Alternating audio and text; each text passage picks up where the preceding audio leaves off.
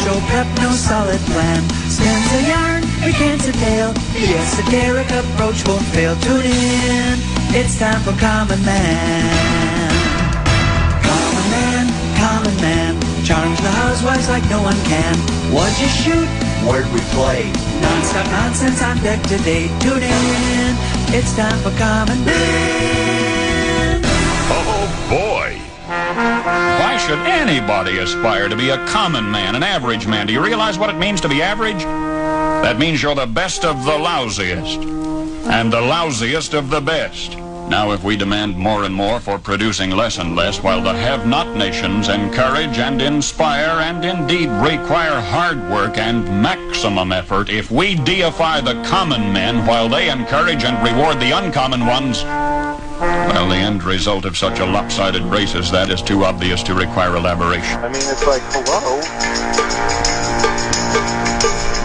You like that? You like that? I'm a fraud. Yes. I'm always hesitant to believe what I read.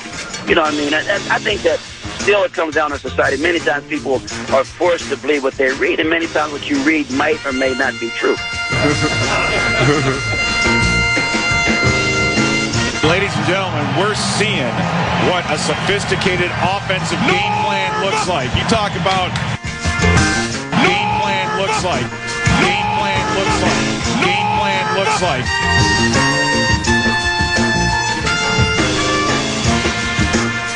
There's an old saying in Tennessee, I know it's in Texas, probably in Tennessee, that they fool me once. Shame on you. If you fool me, you can't get fooled again.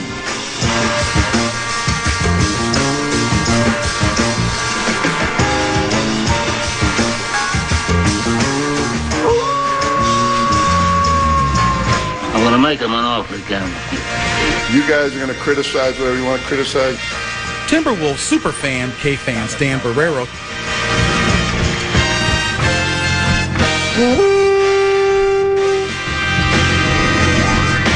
And the silence you hear is Lambeau Field. Is wearing women's underwear part of your turn-on? Yeah, baby. You find this funny, Mr. Groh? You're smiling. You find this humorous? No, they're not. Do you find this humorous, Mr. Groh?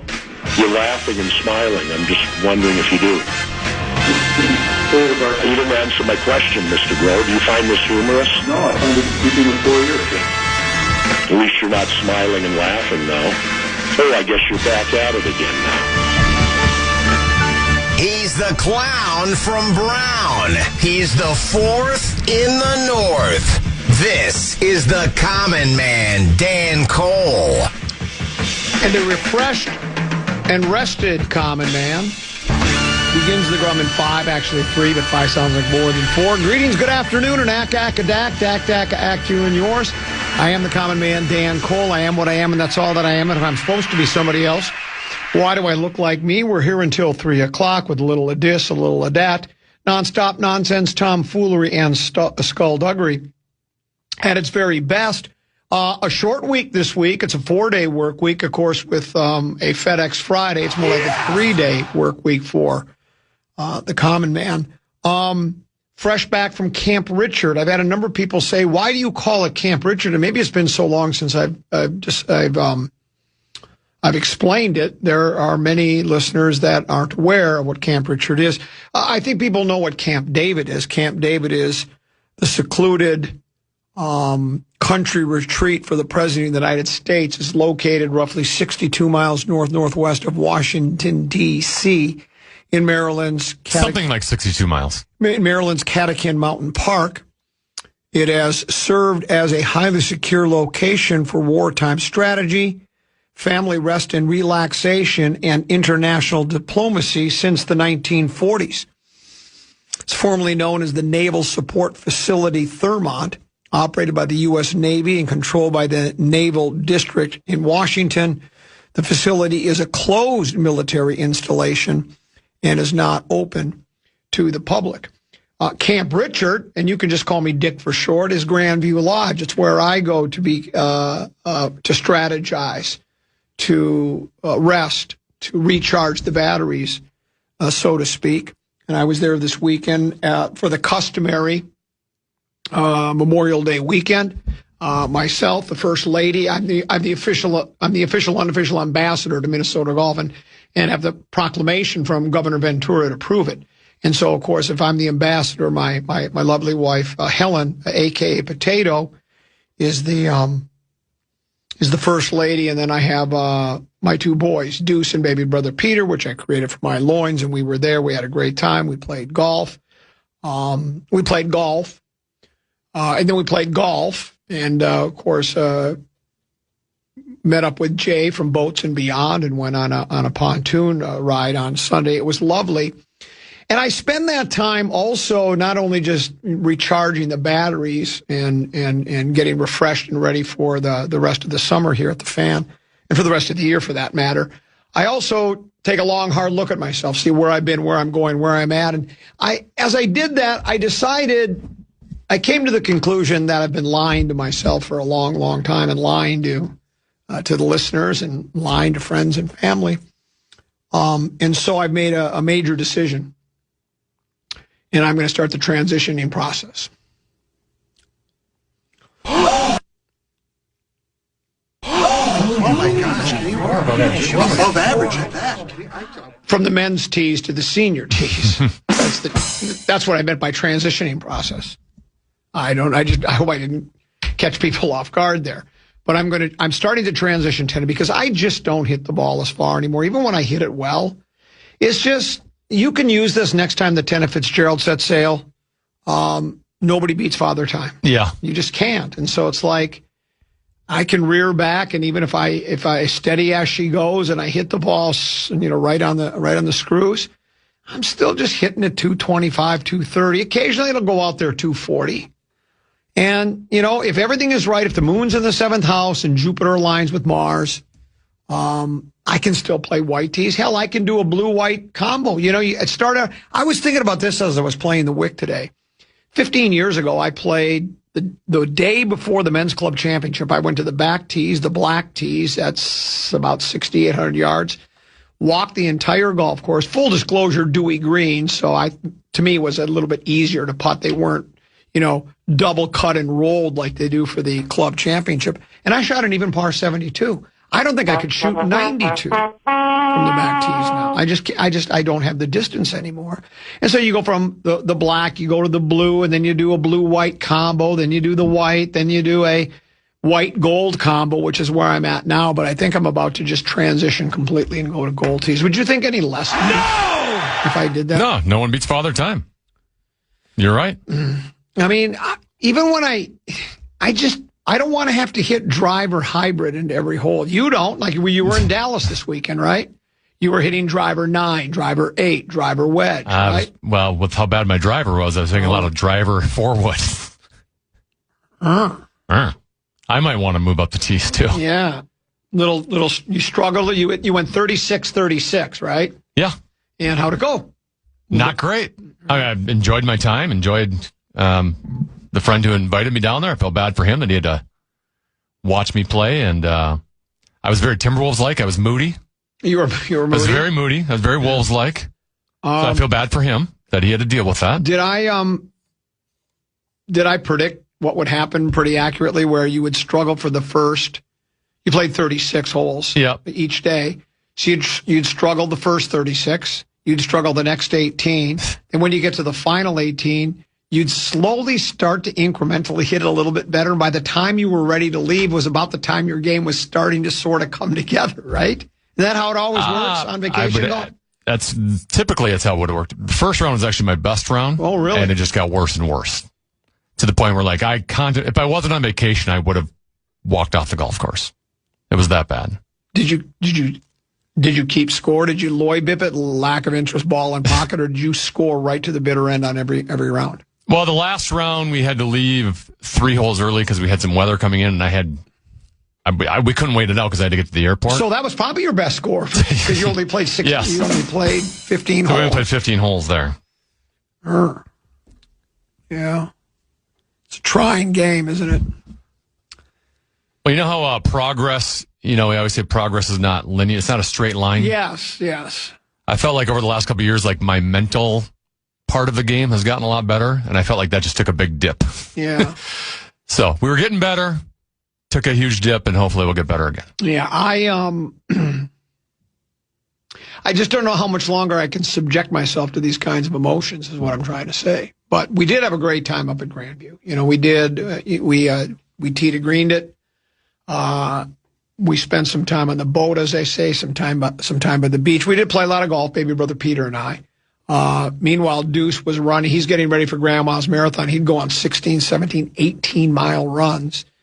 My wife would go on runs. She's not preparing for Grandma, so she didn't go for quite as long a runs as Deuce did. But yeah, we had a good time. But it's good to be back. We're tanned. We're fresh. Well, we're really not tanned. I mean, honestly, how good is this weather? 85 degrees today, 89 tomorrow, 89 the day after. I love it. I'm so tired of cold weather. I can tolerate it. I can do it. I'm a tough guy. I wasn't born here, but I was raised here. But I like this hot weather. Finally, it looks like summer is finally here. Let's do this. The legendary Mark, is he in today or not? I never know what his schedule is anymore. As far as I know, he's in. So Mark Rosen will join us at about 2 o'clock. 534 at the top of the 1 o'clock hour. Other side of the break, we'll do Peek at the Purple. Got some interesting nuggets to take a look at. Tenebee, though, has a keyword for us. My friends at BigDeck.com, and I've got a big deck, and I like my big deck. I got my deck on, and you can, too. They bring us the keyword. We actually don't have the keyword contest this week. That's out for a while, huh? Yeah. How about we just do a keyword, and I'll give the winner like $5 in a card. That'd be nice. And we could always do that. We'll take a break. We'll come back with Peek at the Purple next year on the Common Man program on the Fan. The Common Man. Don't take anything I say on this show literally in the next 3 hours, because I don't even know what's flying out of my mouth. The radio home of Minnesota sports is also on YouTube. You can check out the KFAN YouTube channel for exclusive videos, in-depth takes, initials, and password games, and behind-the-scenes content. Search KFAN on YouTube and hit subscribe today.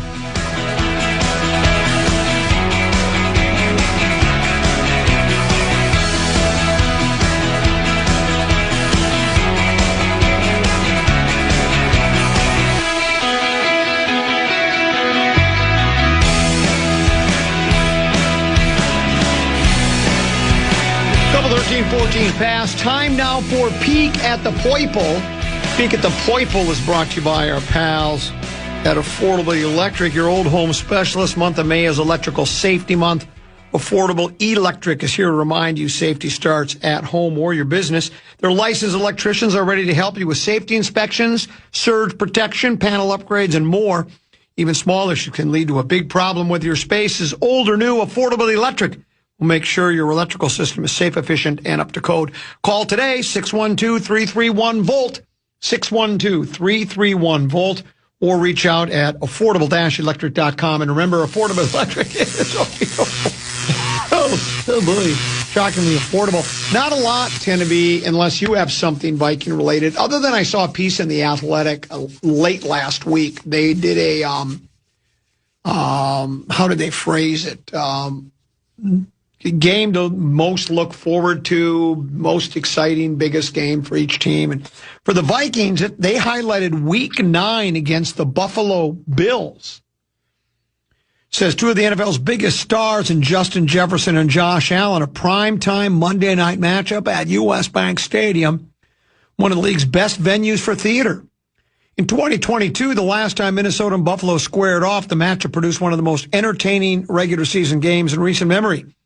You can already envision Jefferson doing the gritty out of the tunnel, Allen trying to solve the Rubik's Cube that is the Vikings defense. Minnesota's young defensive tackles working to slow down a Buffalo rushing attack that has consistently been one of the NFL's best. This one has the makings of another classic. And that's what Alec Lewis has to say.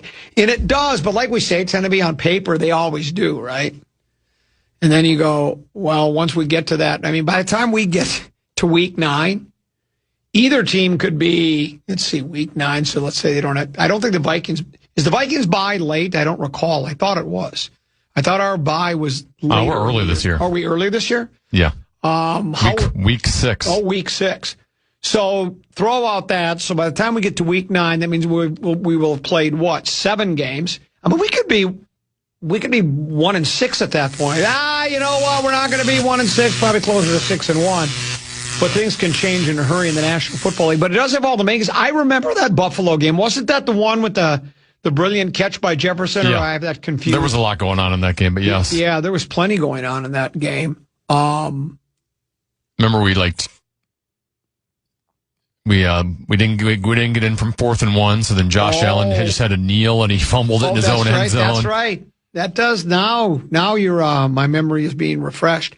I was confusing it with the Colts game. The Colts game is the one when we were down like 31-0, right? 35, 33, yeah. 33-0, and we came back and won. But yeah, I mean that is, you know, I still, you know, look at the interdivision games as the ones to really look at. But if you're looking at games in which you have two teams that don't like each other much, I guess you could look at that. For Green Bay and for Detroit, they have the Green Bay game coming up on weekend 18.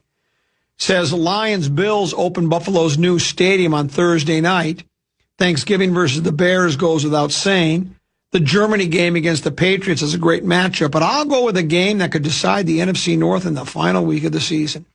At Lambeau Field to face the Packers. How fun would that be? An early January game, Lambeau Field, sold-out crowd, perhaps Sunday Night Football, Aaron, with the division on the line. Obviously, a lot of moving parts here, but this could shape up to be an excellent matchup. And there are a lot of moving parts, and by the time you get to that part of the season, injuries or just poor play, whatever the case may be, either or both teams could be out of the running for a playoff spot. Though I've now read in a couple of different places, Tenneby, and I don't know if you've seen this as well, but the smart money, is that what they say, the smart money, seems to be that the Lions should have a good season because they look at their schedule and say, you know, because they've got a 4th place schedule, they have a lot of bottom feeders. And there are those, I think, just by default. The Lions, they figure, don't even really have to be that good. It's that their competition won't be real stiff. So whether that's true or not, I don't know. But obviously that remains to be seen. But, for me, you know, you don't want to get too far ahead of yourself on looking at this. I just want to make sure we have I think we know who our quarterback's going to be. I think it's going to be Kyler Murray. But I want to get to training camp and see how things. I think the storylines for the Purple for me that are probably the most interesting would be how does Kyler Murray what's the word I'm looking for? Adapt to a whole new, complete offensive system. He's played with the Cardinals. How many years has he been with the Cards? Has he in his 6-ish, 7-ish? 6 or 7 years? He's been in the league, so he's a veteran now. But this will be his first time out of the Cardinals system. He goes into KOC's complicated vertical passing game. He's played 7 seasons. And then so just how he adjusts and you know what kind of, you know, chemistry he has particularly with Justin Jefferson. But I think the kid we drafted number 1, Walking Boot Banks. Yep. You know, by drafting him, you've basically, you know, with the injury history there, it's a calculated risk. You know, he seems to have all the physical tools to be able to play the position in the NFL. But if the foot becomes an issue, a recurring issue, that's not going to bode well for the Purple. I think they need him to. I think he needs to be an impact player right away, sort of how Hutchinson was for Detroit in his rookie year. He played really well right out of the gate. I think the Vikings are going to need that. So those are the two stories that I'll be looking at. And then does Addison get in any more trouble, or does he stay out of trouble? Those are kind of the stories. Anything that you... Well, Oda's is starting today. So the Vikings just posted a tweet of Drake. Is it Drake Levi Rodriguez? Levi Drake Rodriguez? Yeah, let's go with But they show a video of him prancing out of the field in excitement. They're all, well, you know what, Tidby? It's that time of year. We're all starting to get excited. And I've already seen like the fake news video go viral of someone trying to post. They posted a pass of J.J. McCarthy last year throwing a bomb to Jordan Addison. Right.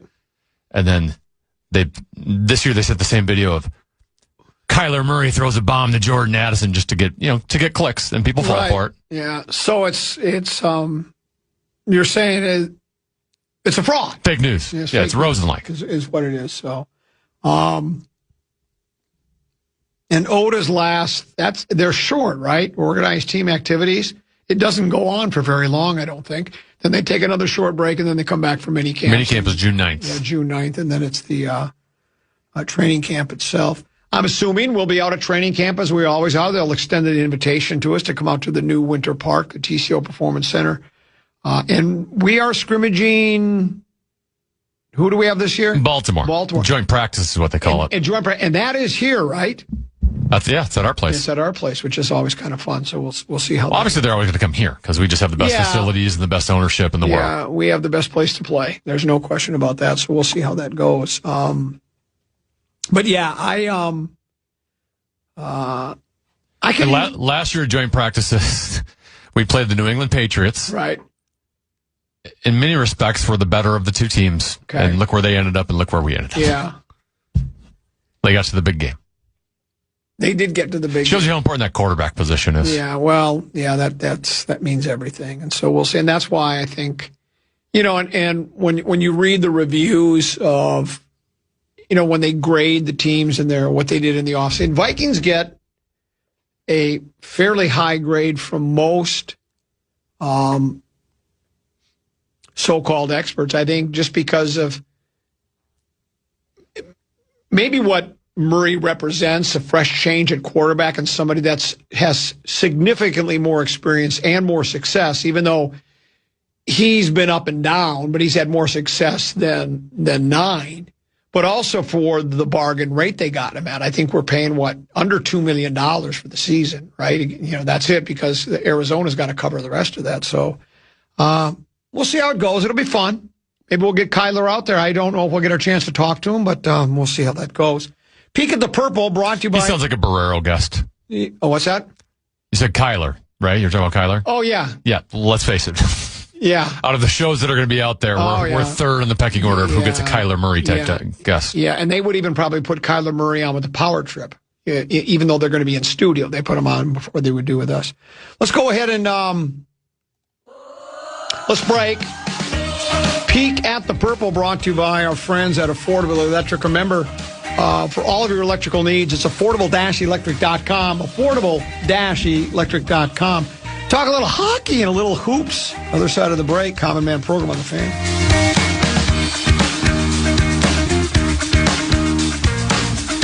The Common Man. He's a larger-than-life personality, and he doesn't give a... KFAN welcomes some great shows to Mystic Lake Amphitheater. 311 and Dirty Heads will be there July 11th. Five Finger Death Punch on August 18th. And Slayer on September 4th. Get the complete details on all of our upcoming shows on the concert page at KFAN.com. Keyword calendar.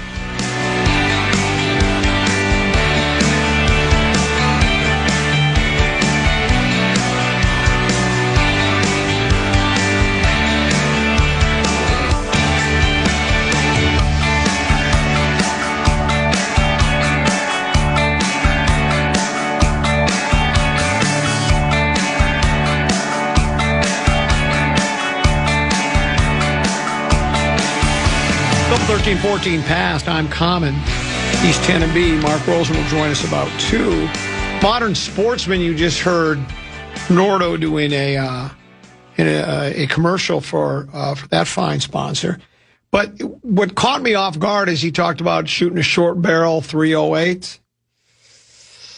That's where he and I have to part ways, sort of like Abbott and I. He's a 12 gauge, I'm a 20 gauge. He's a Zebco 404. I'm an old-fashioned 202 guy. I like Alumacraft. He likes Lunds. Brown fish, green fish. These are things that could be debated forever. The .308 Winchester short barrel does create a highly maneuverable, hard-hitting package that's popular for brush hunting, truck guns, and suppressor use, but it requires trade-offs in velocity and flash. And I guess Nordo's okay with the trade-off, Tenna, and that's all right by me. I mean, to each his own. You lose roughly 25 to 30 feet per second per inch of barrel cut, dropping from a standard 24-inch down to a 16-inch barrel, results in the loss of roughly 250 to 300 FPS. I'm not willing to lose that. And that's just not me, but I'll discuss that with Nordo at another time. So now I was told, and I was by the people that I trust, the people in the hockey community, that, look, the Stanley Cup champion was coming out of the Western Conference, and it was going to be one of three teams. It was going to be either the Minnesota Wild, the Dallas Stars, or the Denver Avalanche. And then Deuce and I are watching the game the other night, and holy moly, Rocky, that Golden Knights club has a 3-0 lead. So a team that doesn't have Joel Eriksson-Ek, a team that doesn't have Jonas Brodin, is actually able to beat. Because I was told that without Ek and Brodin, you just can't beat the Colorado Avalanche. That I don't think either of those guys plays for the Golden Knights. And you know what else I noticed? When the Wild jumped out to a 3-0 lead against the Colorado Avalanche, well, they lost that game. They let it get away. Meanwhile, the Golden Knights, they were down 3-0, and they rallied back to win that game. They now lead the Avalanche 3-0. Have the Golden Knights been not given the kind of... Do you think they had a chip on their shoulder? I said, everybody's talking about Dallas, and everybody's talking about Minnesota, and everybody's talking about Colorado. Well, we'll show them, because right now, the Golden Knights are in the driver's seat. Your thoughts? A couple things here. Okay. One, I had stated before the series that Vegas matches up better with Colorado than Minnesota does, because Vegas is strong up the middle. Okay. The Wild without Joel Eriksson-Ek, not strong up the middle. And even if they had Joel Eriksson-Ek, they would still have a mismatch up the middle against Colorado. Is it Jack Eichel? Is he the difference? Yeah. Well, it's more than one guy. Okay. But Jack Eichel is terrific. They got William Karlsson, who missed a good chunk of the season, which probably explains why they weren't as good. That and the goaltending, they weren't as good in the regular season. Thomas Hertl, who had a big goal in Game 3. So they are just strong up the middle. They've played a lot of playoffs series and have won a cup. So, not all the players, but a good chunk of their core players, a chunk of their players have won in the playoffs. Like they know how to navigate a series or series probably better than the Wild do at this stage. And then, probably the biggest factor, and, it's the same thing with when you're talking about Joel Eriksson-Ek or Brodin. We can use that as an excuse, and I think there is a reason to use it as an excuse, but we'll ultimately never know how the Wild fare if those two are in, right? Right. And the same thing is now happening to Colorado, where Cale Makar missed the first two games in this series. He's a top 3 player in the league. He's the best defenseman in the league. And then in Game 3, Nathan McKinnon, who's a top 3 player in the league, got hurt, and he couldn't skate. And that's literally, he has many strengths and many assets, but his skating is as good as anyone's in the National Hockey League. And he allegedly is going to play tonight. After watching him in the third period the other night, I can't imagine he's going to be very mobile. So they are, you take two, and Makar even played in Game 3. I'm guessing he's still playing through something, right? He's not 100%. So when you're taking literally elite players, every team's going to take a little bit of a hit when you lose a top 3 player in the league, and in this case, they might have basically 2 that are gone. They're coming out of the woodwork to attack you, Tenneby. Not shocking.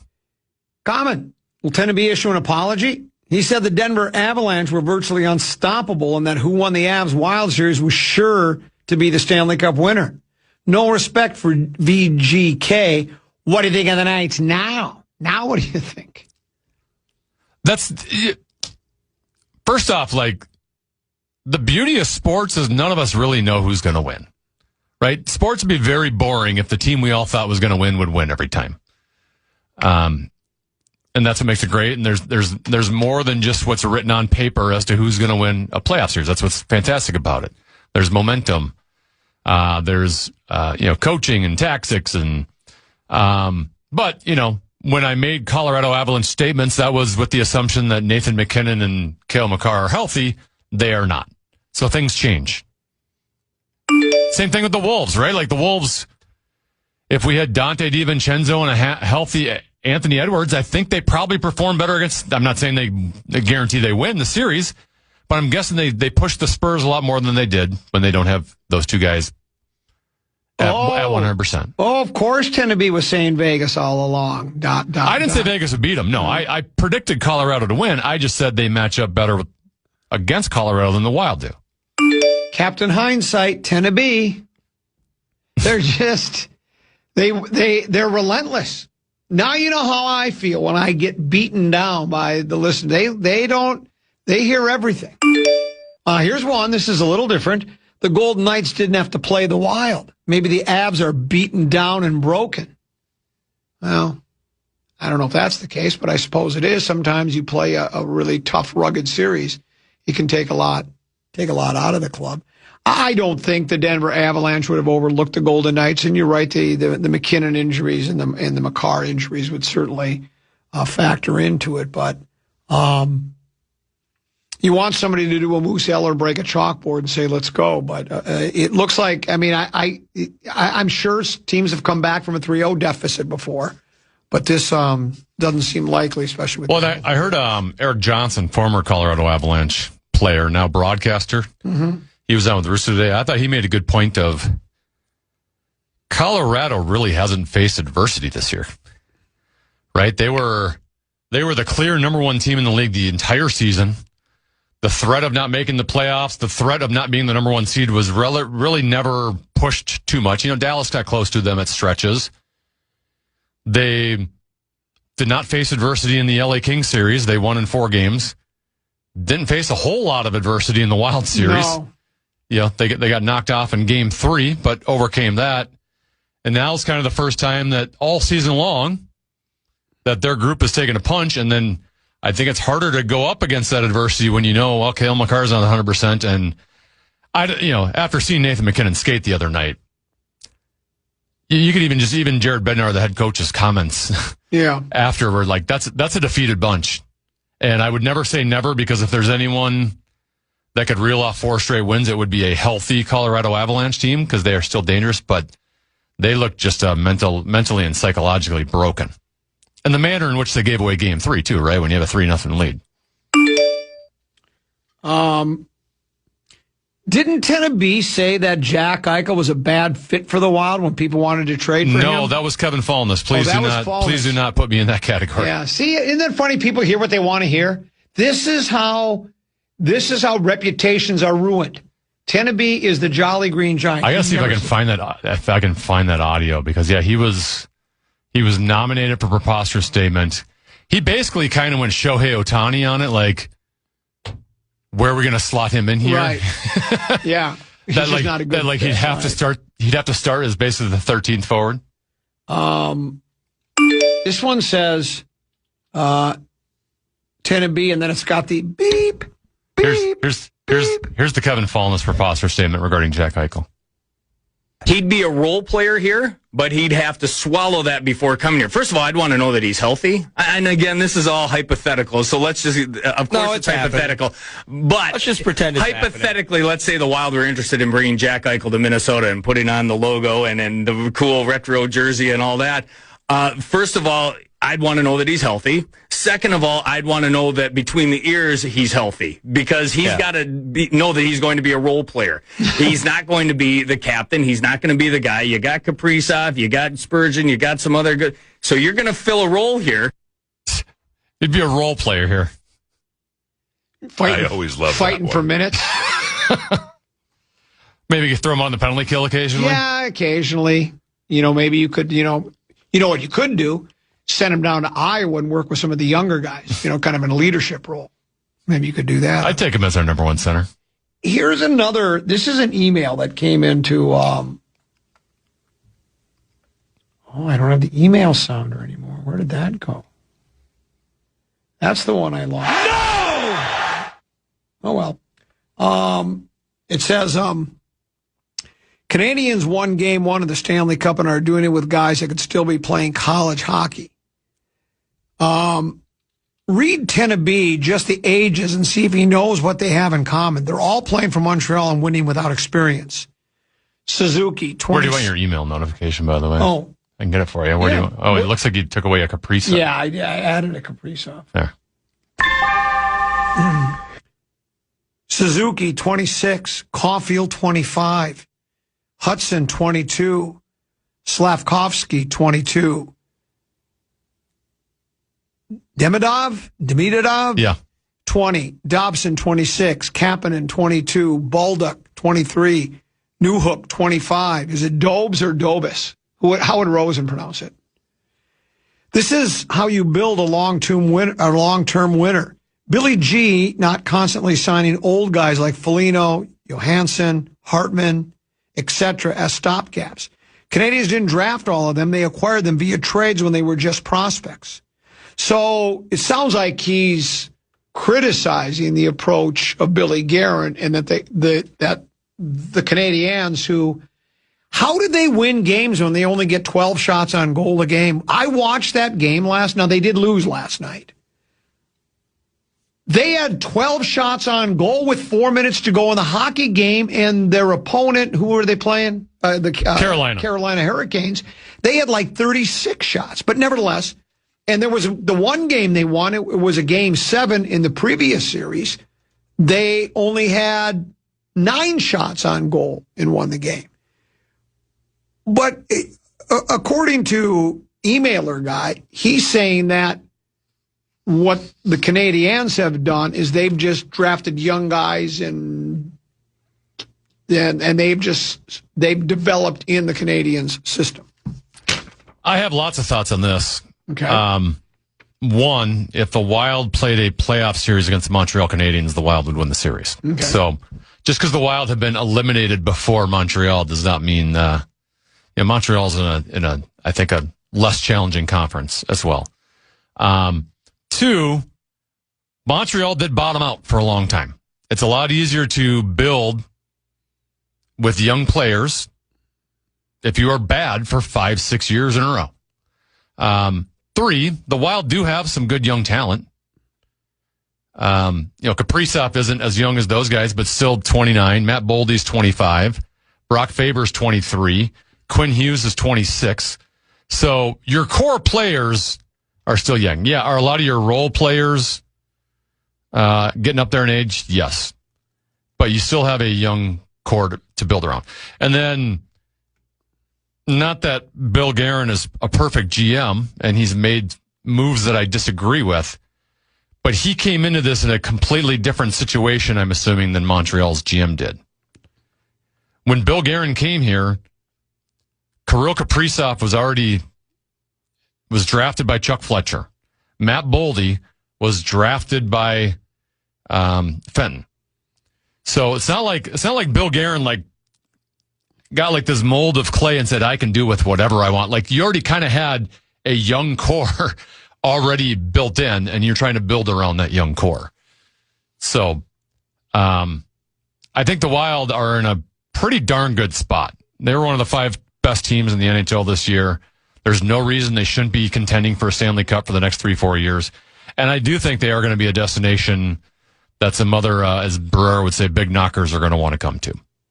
So I don't buy the doom and gloom with where the Minnesota Wild are situated with what Bill Guerin's done. Meanwhile, there was a piece in the Fish Rock Factory West Side this morning that says Matt Zuccarello, a hockey dinosaur, would like to continue to play. He wants to come back for another year. Your thoughts? Not surprising at all. He still looks good. So why, if your play is as good as it's ever been, and you'd like to win a Stanley Cup, then why would you go away? I think people see the number next to his name and see 38 and think, well, he's going to fall apart, and he might at some point, right? That's to your point in the golf segment and first segment. Father Time is undefeated. But so far, Father Time has not defeated Matt Zuccarello. So why wouldn't you sign another year contract or 2-year contract? Because he can still play, from what I've seen. And he gets to play with Kirill Kaprizov, which sounds fun to me. And you have a chance to win a cup, which I believe he's never done. So, of course, you're going to stay. Somebody trying. And the Wild are going to have interest because he'll be at a bargain. Yeah. He was, what was he making? $3 million this year, and was giving you first line production. He said he'd like to play for 2 more years. Sounds good. Let's do it. Yeah, I'm with you. Here's somebody that's trying to get me going from the 218. Shots on goal don't mean much. It really shows you don't know much about hockey. I've seen hundreds of games won by hot goalie. I'm one of those hot goalies that have won hundreds of games. I was the best boot hockey goaltender in not only in the Twin Cities area, not only in the state of Minnesota, but probably in the upper Midwest for a good 2.5, 3 years back in the early to mid 90s. That wasn't the point. Of course you can win games with a hot goalie. I'm just wondering why the question was... Is that sustainable, though? Yeah, I wasn't criticizing the goaltending or saying Montreal. I mean, Montreal's in the playoffs. They're in the Eastern Conference Final. Yes. I'm just saying they don't get a lot of shots on goal. How does that have anything to do with knowing much about hockey? I find it strange that they don't seem to generate. Even last night, in a tie game that went down to the wire, it seemed like the Hurricanes were getting multiple shots on goal. It seemed like the ice was tilted in their favor. Canadians would get the puck, and they seemed like they had trouble even completing like a simple one pass from one player to another.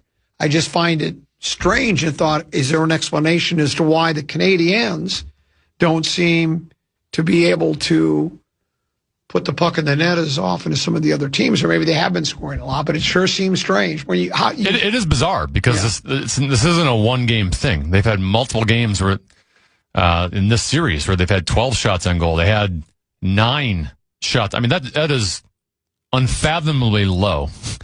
And I'm a you know me, I'm a hey, let's not yell shoot. I like quality over quantity, and clearly that's probably something Montreal stresses. Is we're gonna play a little rope-a-dope, play good defense, we're gonna block shots, and then we're gonna get out on 2-on-1 rushes and score that way and just counterpunch. But they are getting shots on goal in some of these games at a levels we don't see anywhere. Correct. I mean, you should be able to just fall into 20 shots on goal in the National Hockey League.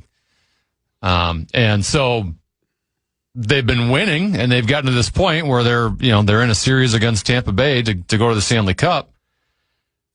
But is getting single digits, low teens shots on goal really sustainable? I don't know if it is. Which take is worse? Fallness not wanting Eichel or Lavelle not wanting to trade Royce Lewis for a World Series? You'd have to consider that for a while. Well, you can throw the Shohei Ohtani, not a great fit in there as well. Yeah, that would be there as well. Speaking of the Twins, look at this. By the way, did you not see Royce Lewis in St. Paul? He's been crushing it down there. Has he been? Maybe he's back. Yeah. He's hitting dingers like crazy. I'll defend Tennessee today instead of ripping him. That's new. I agree with his takes on the Wild's inability to do a full rebuild. Comparison is thievery of joy. Montreal was in a much different circumstance than Minnesota. The Wild are entertaining, set to be in the mix the next 3 years. Enjoy the season. Tenna is back on the top 10 local hockey minds list. Signed City Streets guy. And several people have said the same thing about, here's another one, what you were talking about as well. It says, the Canadiens have been a dumpster fire for over a decade outside of the bubble series. Hold on. Outside of the bubble series, they were able to acquire prosecuted what? By taking on bad contracts and being horrible. If that emailer wants to reach 30-win seasons for the next 9 years, that's his prerogative. But I'm not making that trade. And you can go that route, right? I mean, Chicago's doing it right now. San Jose did it, and now they landed on Macklin Celebrini, and they'll probably be a playoff team for that. So I'm not against that, but you have to be in the right spot to do it. Yeah. Bill Guerin fell into a roster that had already drafted Kirill Kaprizov and already drafted Matt Boldy. That's not the time you go, let's clean house here and let's start ourselves a decade-long rebuild. Yeah, you've already started that rebuild. Yes. You're well on your way to it. Whether it ends You up... didn't bottom out as much as the other rebuilds, but... And whether it pans out or not always remains to be seen. But, yeah, I mean, if you get rock bottom, you can't hold it.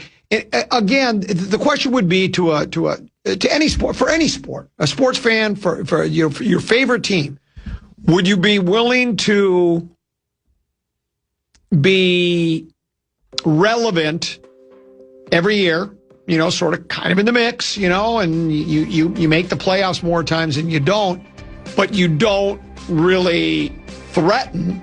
Or would you rather be a team that you bottom out for a few years and then you're able to build a roster that gives you an opportunity to be a real threat for a number of years? And not to mention, if you wanted a roster that just had all young age numbers, then you went to trade it for Quinn Hughes. Correct. Because you sent him Rossi and you sent him Bouillon. You sent a first-round draft pick. I'm already forgetting the name of the winger that they gave. Liam Ogren.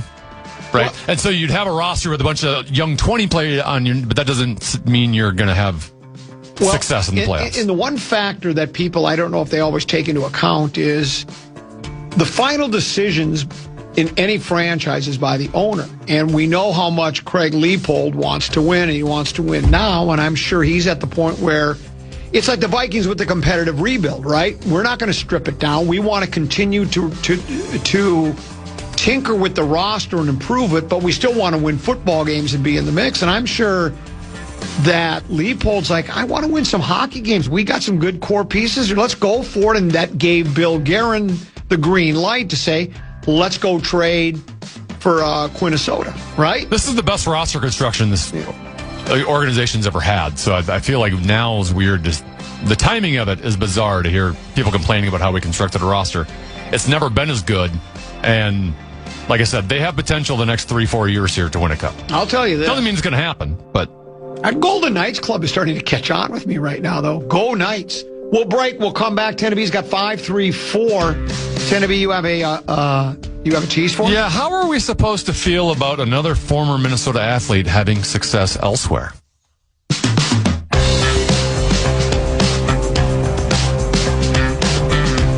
The Common Man. He knows what he's doing. Yeah. He's really good. He is a high-quality entertainer that's had a lot of success, a lot of influence. Weekdays at noon on